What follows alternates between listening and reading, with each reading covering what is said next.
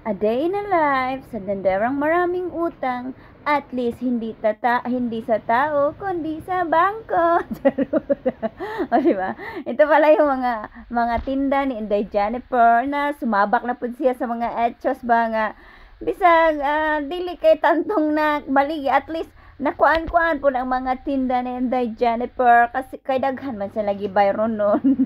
Mao ning hindi bisag ang kuan na lang niya 45 hours nga wala tao itulog, o di ba? Asa ka na tulo na lang ka oras, duha ka adlaw na siyang walay tulog. Kay gikan pa lang pagka Thursday alas 2:30 kay na order. Pag Friday na napoy order nga lain, so mga alas 3. Mao na to alas 3 hanto na pag Sabado. Yan na uli pagka Sabado alas 12, o di ba? Tapos ni mata pa yung pagkakuan, natugog alas 12 kapin. Yaman na nakuha na ng mata alas 6 pag yung kapin kay na ay order sa Domingo. May nalanggay kay akong plastic town nga amigang nag-order. So carry ra nga mga hapon-hapon kay Bantay Batawan 6-3 man lagi ta, di ba? Mo nang gipangkapoy na sa Inday Jemper, nakalimot na siya sa mga hindi na siya nag-care ng mga pabidyo-bidyo, wala na kay lutang na ang utok na Inday Jennifer, o di ba? At least natay naka-save ba, o di ba? Pwede ang mga naka-save na ng taon ang nakabutang na Inday Jennifer.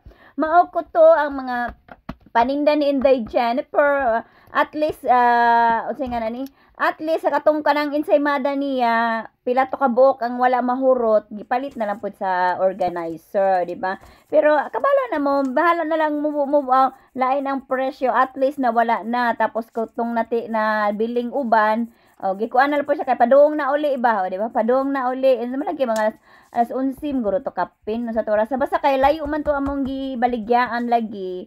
Mao tong ang mga person di ba na nangadlaw nagpauli, mura lang nagikaglaag ba nga kadlaw nang muuli.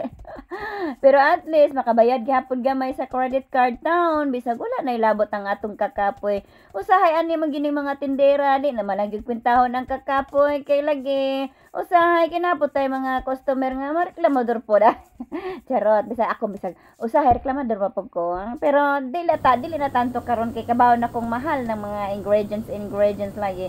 Wa na man lagi tay mahimo-himo. So maura kini ang chika ni Inday Jennifer God sa mga problema sa life, o di ba? Mga unsa-unsa pa ng mga etcha sa atong kinabuhi, kinahanglan ginatong gamit, o di ba? Layo na kay siya mga kuan ba kay kuan pa lutang pagitaon kay siya sa mga panghitabo siyang kinabuhi.